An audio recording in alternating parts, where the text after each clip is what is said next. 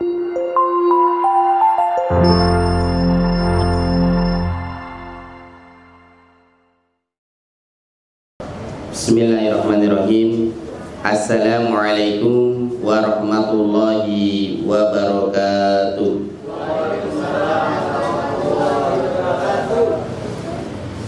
Alhamdulillahirabbil alamin. Wassalatu wassalamu ala asrofil anbiya'i wal mursalin wa sayyidina wa maulana Muhammad sallallahu alaihi wasallam wa ba'd. Qala Allah ta'ala fi kitabihil karim ba'da na'udzu billahi minasy syaithanir rajim. Ya ayyuhalladzina amanu taqullaha haqqa tuqatih wa la tamutunna illa wa antum muslimun. Qala rabbi shrah li sadri wa yassir li amri wahlul 'uqdatam min lisani yafqahu qawli. Rabbana zidna ilman warzuqna fahman amin ya rabbal alamin. Para bapak ibu sedaya mawon ingkang dipun rahmati Allah Subhanahu wa taala, mari kita bersyukur kepada Allah atas limpahan rezeki, karunia, kenikmatan, dan tak lupa kita diberikan Allah masih sehat walafiat. Semoga sehat kita gunakan untuk taat, karena banyak orang yang diberikan Allah sehat tetapi waktunya habis, ada yang digunakan untuk maksiat. Na'udzubillah. Dan alhamdulillah, doa kita kepada Allah diantaranya, ya Allah, sebagaimana Engkau sehatkan jasad saya, maka sehatkanlah pula hati saya, ya Allah. Karena kalau jasad seseorang itu sehat, makanan yang kita makan terasa nikmat. Apabila jasad seseorang itu sakit, makanan yang kita makan terasa pahit. Kalau hati seseorang sehat, ibadah nikmat, khusyuk insyaallah. Tapi kalau hati seseorang itu sakit, ibadah berat dan sulit. Jenengan sampun nge-share pengajian, tapi apalah daya, hati ini kan yang menggerakkan Allah, yang memberikan hidayah Allah. Hati ini kalau bersih, dekat dengan Allah, di-share pengajian, jarak berapapun kalau kita seneng, jenengan mungkin akan menempuhnya. Nggih mboten Bapak Ibu? Kenapa banyak orang yang masjid dengan rumahnya dekat, tapi kalau pas panggilan adzan, mohon maaf, berat datang ke masjid? Bukan jaraknya yang dekat yang membuat orang itu bisa datang ke masjid dengan nikmat, tapi hatinya yang dekat dengan Allah, hatinya yang tertaut pada masjid. Banyak orang yang dekat dengan masjid tapi hatinya jauh. Lah kinten-kinten nak ngoten niku panggilan adzan niku pripun? Ya berat, karena hatinya jauh dari Allah Subhanahu wa taala. Maka benar kata Nabi sallallahu alaihi wasallam, di dalam tubuh kita ada segumpal daging, manakala dia baik maka seluruh tubuh akan baik, tapi manakala dia buruk maka mohon maaf seluruh tubuh itu akan buruk. Ya, dia adalah hati. Maka Bapak Ibu yang dirahmati Allah Subhanahu wa taala, yang penting Anda semuanya senantiasa mengobati hati Anda yang mungkin pernah sakit. Mari kita sembuhkan dengan perbanyak istighfar, perbanyak baca Quran, qiyamul lail dan seterusnya. Semoga dengan hati yang bersih ini Allah bukakan pintu hidayah bagi kita. Allah kabulkan hajat dan doa kita insya Allah. Dan yang paling penting Allah ampuni dosa-dosa kita. Dan Masya Allah, semoga kita semuanya yang ada di sini dikumpulkan di surganya Allah Subhanahu wa Ta'ala. Amin ya Rabbal Alamin. Bapak Ibu jamaah semuanya yang dirahmati Allah Subhanahu wa Ta'ala. Yang kedua, sholawat serta salam tak lupa kita haturkan kepada uswah hasanah kita semuanya, yaitu baginda Rasulullah Muhammad sallallahu alaihi wasallam. Semoga Allah Subhanahu wa Ta'ala memberikan kita semuanya istiqomah mengikuti sunnah. Yang kedua, semoga kita senantiasa istiqomah sholawat. Minimal apa Bapak Ibu? Allahumma sholli ala Muhammad wa ala ali Muhammad. Dan jangan lupa di antara adab kita berdoa. Sampun ngertos dereng Bu. Adab berdoa itu kan sebelum doa itu kita wudu. Kalau bisa bagusnya wudu, tapi kalau tidak paling tidak panjenengan sholawat dulu. Setelah sholawat Anda memuji nama-nama Allah yang indah. Ya Rahman, Ya Rahim, yang maha pengasih lagi maha penyayang ya Allah. Begitu. Jadi memuji nama-nama Allah yang indah. Kemudian terserah Anda mau doa seperti apa. Yang penting doanya sesuai dengan tuntunan Nabi Shallallahu Alaihi Wasallam. Anda mau berdoa di akhir tahun ini silahkan. Yang penting doanya sesuai dengan tuntunan Nabi Shallallahu Alaihi Wasallam. Anda perbanyak doa, misalnya Rabbana atina fid dunya hasanah, nggak apa-apa, agar diberikan Allah Subhanahu wa Ta'ala kebahagiaan dunia dan akhirat. Bapak Ibu yang dirahmati Allah Subhanahu wa Ta'ala, bismillah, mari kita belajar bersama, kita renungkan bersama. Yang pertama, izinkan Ustadz sedikit cerita terkait tahun baru Hijriah ya. Ini saya ringkas di beberapa catatan yang alhamdulillah Allah mudahkan kami dapatkan terkait ringkasan sejarah singkat ya, tahun baru Hijriah. Tahun baru Hijriah niki itu diresmikan ya pada masa Khalifah sinten Bapak Ibu? Umar bin Khattab ya, karena pada saat itu kok pas ngasih surat mungkin ke kerajaan Romawi kok mboten enten tanggalanipun nggih.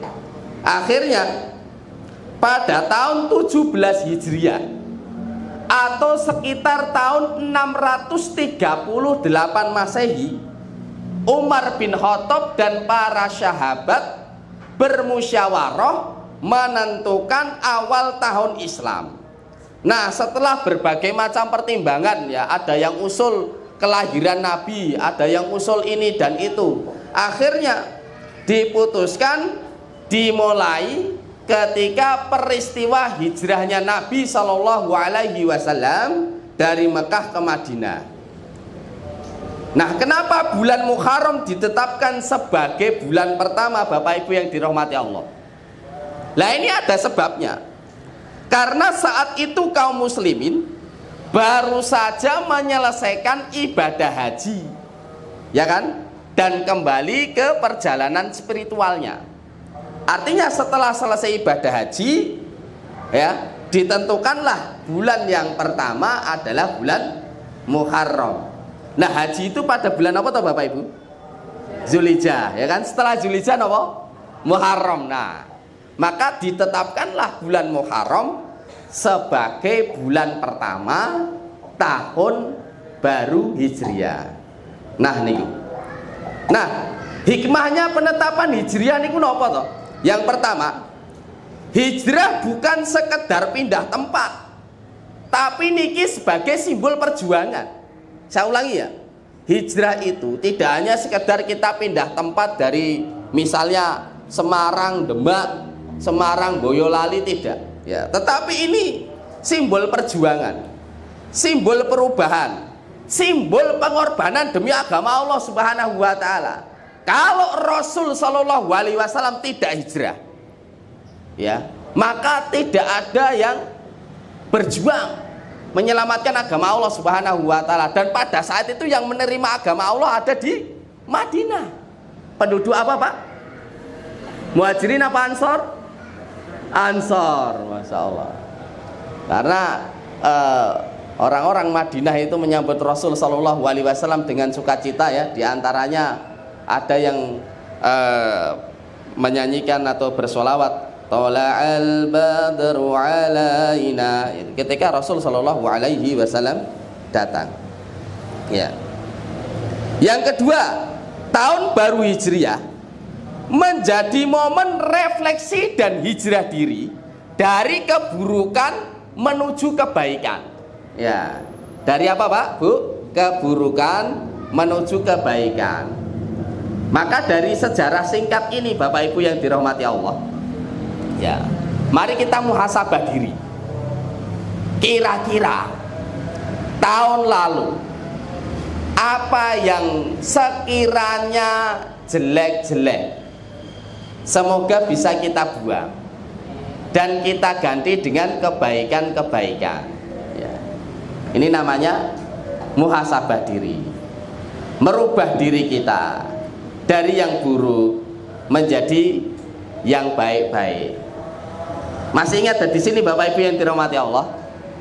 Ittaqillaha haitsuma kunta. Bertakwalah kepada Allah dimanapun kita berada. Wa bi sayyi'atal hasanata tamhuha wa khaliqin nasa bi khuluqin hasanin. Iringilah perbuatan buruk kalian dengan perbuatan baik. Artinya dengan kebaikan-kebaikan. Harapannya apa? Keburukan yang ada di masa lalu yang mungkin pernah Anda lakukan itu bisa dihapus dengan kebaikan-kebaikan yang bisa kita lakukan saat ini, ya.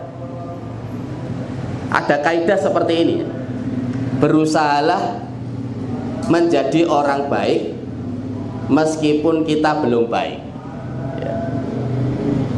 Dan kita akan terus berjuang jadi orang baik. Jangan malu, Pak. Mungkin pas kita hijrah seperti ini ada yang ngomong, soalin, gitu Pak Ki. Wah, saya ini jadi apa ustad, wong soleh gitu. Nggih pangapunten nggih Pak Ki. Kanca kula STM sakniki nyeluki kula jeneng niku kadang nggih pakai wajane kula mboten napa-napa, Pak. Wong kula nggih alumni STM kan ngoten niku. Ning gandeng Allah paringi rezeki kula niki saged hijrah. Ini kan dari Allah. Hidayah dari siapa, Pak? Allah Subhanahu wa taala. Maka tetaplah menjadi baik dan berusaha baik meskipun kita sekarang belum baik. Atau terkadang kita melakukan khilaf. Atau terkadang kita melakukan salah, kan begitu. Ya. Bapak Ibu yang dirahmati Allah Subhanahu wa taala. Nah, ini sejarah yang pertama tadi, hikmahnya, ya. Yang kedua, perlu digarisbawahi, jarak hijrah Nabi Shallallahu alaihi wasallam dari Mekah ke Madinah itu kurang lebih 450 km, Pak. Nah, ini mungkin ada yang belum tahu, ya. Nah, kita coba belajar bersama, ya. Ya, perjalanan hijrah ini tidak melalui jalur langsung yang sekarang mungkin jalur yang ditempuh bis atau kereta cepat, tidak ini. Tapi rute Nabi Shallallahu alaihi wasallam itu muter, Pak. Rute yang tersembunyi untuk menghindari pengejaran orang-orang kafir Quraisy. Bayangkan, Pak, Rasul Shallallahu alaihi wasallam dan para sahabat yang ikut hijrah ketika itu babat alas, Pak, buka jalur. Yang jalur biasanya yang dilalui kan cepat. Ini jalur lain demi menyelamatkan agama Allah Subhanahu wa taala. Masya Allah. Ini yang perlu kita renungkan. Orang kalau pengen dia itu mengambil banyak hikmah dari kehidupan, maka belajarlah sejarah. Karena sejarah bisa jadi akan terulang kembali. Saya ulangi, Pak, ya. Belajarlah sejarah. Karena bisa jadi sejarah itu akan terulang kembali. Kalau dulu Islam menang dan sekarang redup mungkin, yakin nggak panjenengan besok Islam akan menang lagi? Yakin? Allahu Akbar. Sejarah akan terulang, Pak. Dan ini yang kita yakini. Seperti orang-orang Yahudi yang meyakini pohon gorkot, dan mereka banyak menanam pohon gorkot karena pohon itu akan melindungi mereka. Tapi kan seorang muslim paham, nak besok di akhir zaman nak ketemu pohon gorkot wis dibedil daerah kuye, sapa ngerti do ngupet temriku kan begitu. Masya Allah, tabarakallah ya.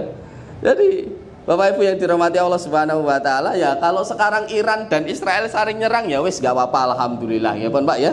Kita ikut bersyukur kepada Allah Subhanahu wa taala ya. Nah, ini Bapak Ibu yang dirahmati Allah Subhanahu wa taala. Menarik memang. Nah, rute hijrah Nabi Shallallahu alaihi wasallam berangkat dari Mekah pada malam hari. Kemudian Rasul Shallallahu alaihi wasallam bersembunyi di Gua Sur selama 3 hari. Selama berapa hari, Pak? 3 hari istirahat. Masya Allah. Dan di situ Abu Bakar pernah digigit hewan. Apa Pak? Hewannya Pak? Kalajengking. Masya Allah. Saya nggak bayangkan sakitnya seperti apa, Bapak Ibu yang dirahmati Allah. Ketika itu Rasulullah tidur di pangkuan beliau Abu Bakar As-Siddiq.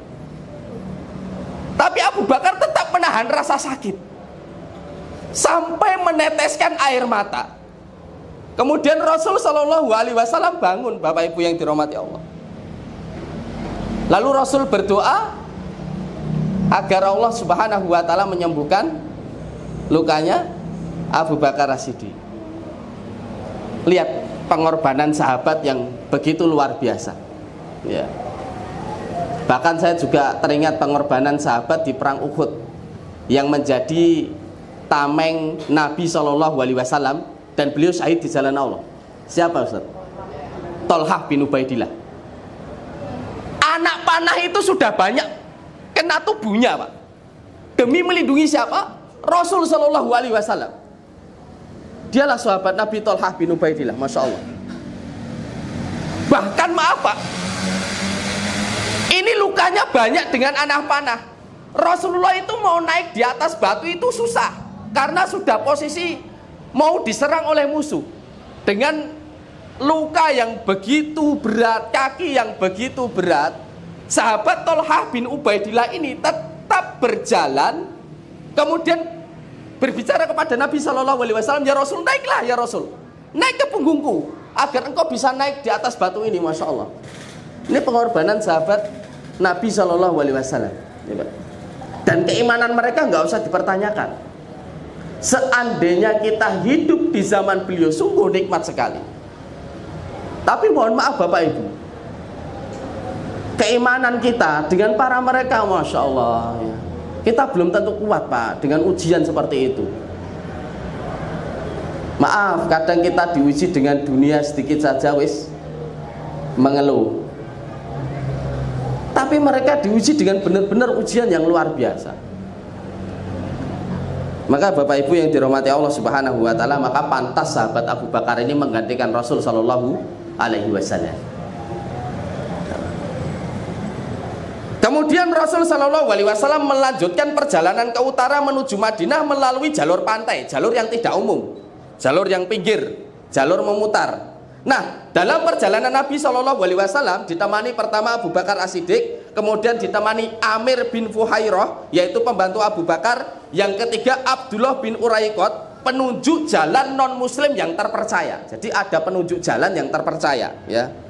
Nah, perkiraan lama perjalanan Nabi Shallallahu alaihi wasallam Pak ketika hijrah dari Mekah ke Madinah itu sekitar 8 hari Bapak Ibu yang dirahmati Allah.